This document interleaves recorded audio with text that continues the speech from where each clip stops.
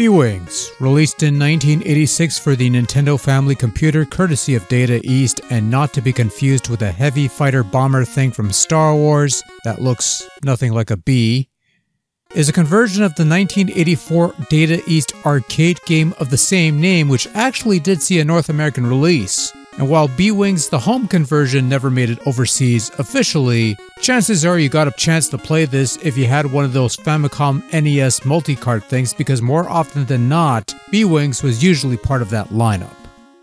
The general premise of B-Wings is fairly straightforward.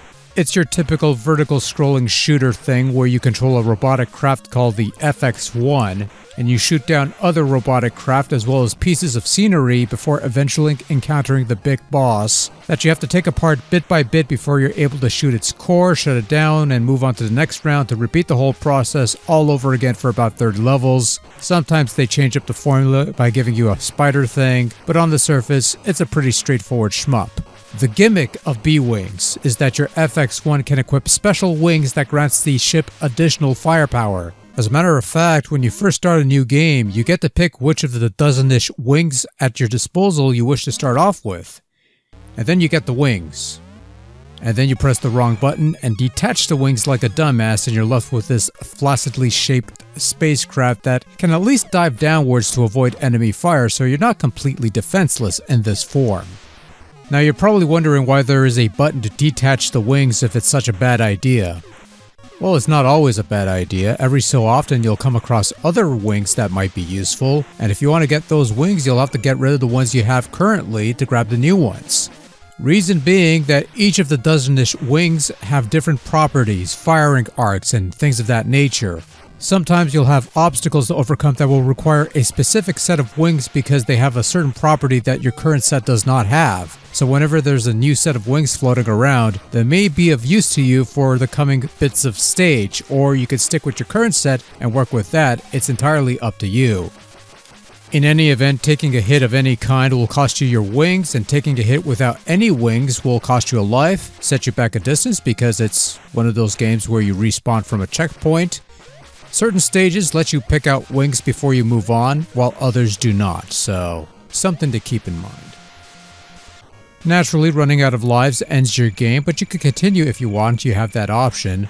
No passwords or battery backup, too soon for that I suppose. B-Wings is a largely competent shooter with a good idea behind it and a fair bit of challenge, especially in regards to picking the right set of weapons for the right situation and knowing you could scroll to the left or right forever and ever because I guess the field loops in those directions or something. I also like that whenever you die you could still fire a few parting shots from your exploding remains. I don't know if that's a glitch or a feature, but I find that funny. Controls are functional and straightforward. Just remember that the A button is the shoot and B button attaches the wings. That's vitally important to remember, I feel.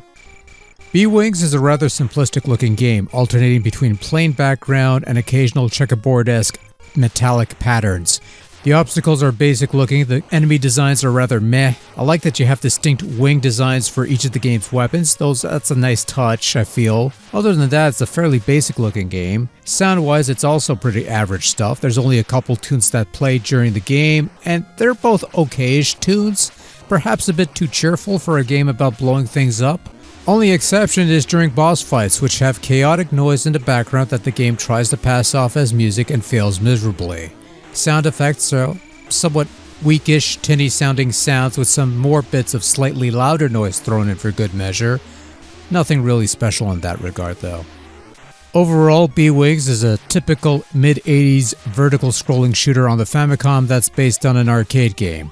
The idea with the wings makes it somewhat unique, but 30 levels of roughly the same thing gets a little long in the tooth, assuming you even make it that far. Still, for what it does fairly well. And if you're into old school shooters of this ilk, B-Wings is certainly worth a look.